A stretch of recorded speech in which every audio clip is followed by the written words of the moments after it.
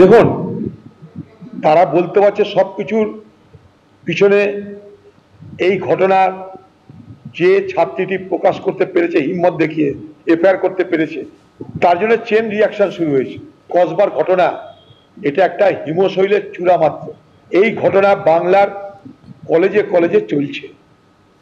ইতিমধ্যেই সুকান্ত মজুমদার মুখ খুলেছেন, তিনিও প্ল্যান করেই সবটা হচ্ছে এবং আমাদের কাছে খবর রয়েছে ক্যামাক স্ট্রিট থেকে আদেশ গিয়েছে। কেন্দ্রীয় শিক্ষা প্রতিমন্ত্রী কি বললেন দেখুন। প্ল্যান করেই হচ্ছে এবং আমাদের কাছে খবর ক্যামাক স্ট্রিট থেকে আদেশটা গেছে যে রাজনা যে কথাগুলো বলেছে তাকে অ্যাটাক করে কথাগুলো বলতে হবে এবং সেটা মহিলারা বলবে এবং তৃণমূল কংগ্রেসের এরকম যারা বংশ পরম্পরায় করে খাচ্ছে এই সমস্ত পরিবারের মেয়েরা বলবে। কসবা কাণ্ডে রাজন্না হালদার টিএমসিপি সাসপেন্ডেড নেত্রী, তিনি মুখ খোলার পর কিন্তু শাসক দলের পক্ষ থেকে একের পর এক মন্তব্য এবং তাতে তৈরি হচ্ছে নতুন নতুন রাজনৈতিক জল্পনা। আর এবার তৃণমূল কাউন্সিলর জুঁই বিশ্বাস তার ফেসবুক পোস্ট, প্রাক্তন টিএমসিপি নেত্রীর নাম না করে মন্তব্য করলেন তৃণমূল কাউন্সিলর জুঁই বিশ্বাস। যোগ্যতা বিচারের জন্য যোগ্যতা লাগে, যারা একে মাথায় তুলেছিলেন তাদের যোগ্যতা নিয়েও সন্দেহ আছে। না নেত্রী হওয়ার যোগ্যতা রয়েছে, না অভিনেত্রী, দুদিন এসেই নেত্রী হলেন, কটাক্ষ করেছেন তৃণমূল কাউন্সিলর।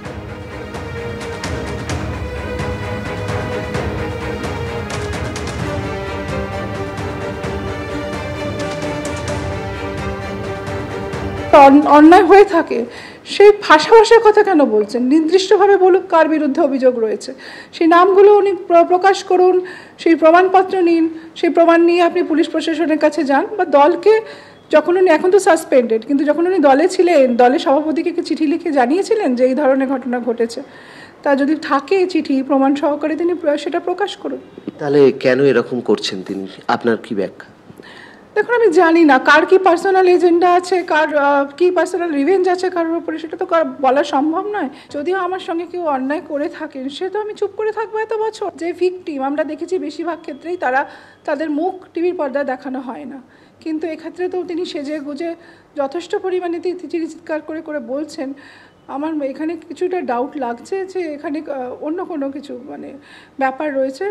আর যদি সত্যিকারে তিনি নির্যাতিতা হন বা শিকার হয়ে থাকেন অন্যায়, তাহলে নিশ্চয়ই প্রমাণ, সেই সমস্ত নাম নিয়ে উনি অভিযোগ করুক, পুলিশ প্রশাসনের কাছে যাক, আইনের পথে চলবে।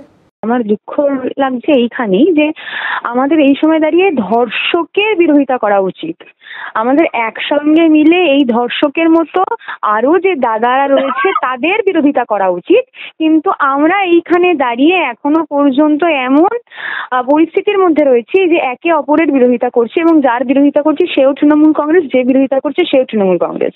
এটাই আমার দুঃখের বিষয়। বাকি আর আমার কিছু বলার নেই ওনার সম্পর্কে ব্যক্তিগত, কারণ আমার ব্যক্তি রুচি এটা আমাকে কোনোদিন শেখায়নি বা আমার পারিবারিক শিক্ষা শেখায়নি যে কারোর বিরুদ্ধে নিম্নরুচির মানসিকতার পরিচয় দিতে বা কারোর বিরুদ্ধে কোনো খারাপ কথা বলতে, যদি সে আমার নিজের দলেরই লোক হয়।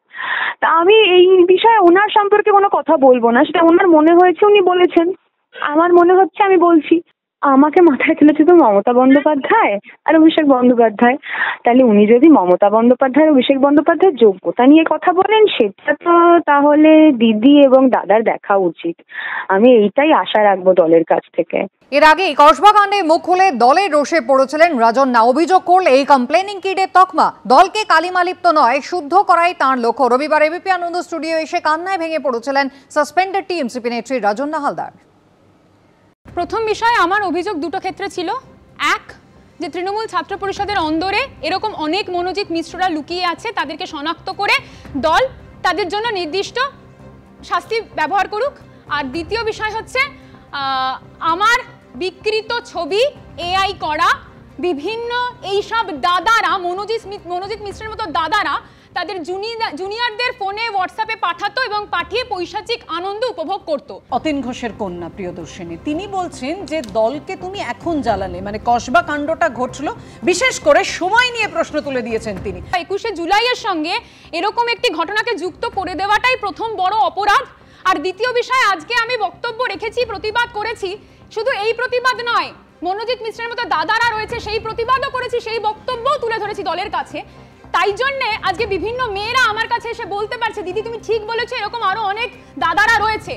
21শে জুলাই খুব মর্মান্তিক একটা ঘটনা ঘটেছিল। আমরা চাই না 21শে জুলাইয়ের মতো 9 আগস্ট বা 25শে জুন স্মরণীয় দিন হয়ে থাকুক তৃণমূল কংগ্রেসের কাছে, তাই প্রতিবাদ করেছি, তাই বলেছি। দাদাগিরি চলার যে বিষয়টা, মনোজিৎ মিশ্রের মতো দাদাগিরি চলার বিষয়টা প্রায় 3 বছর ধরে বা 2 বছর ধরে নিশ্চয়ই চলছে। আমি তো 2019 সাল থেকে এই দলে সক্রিয়ভাবে রয়েছি।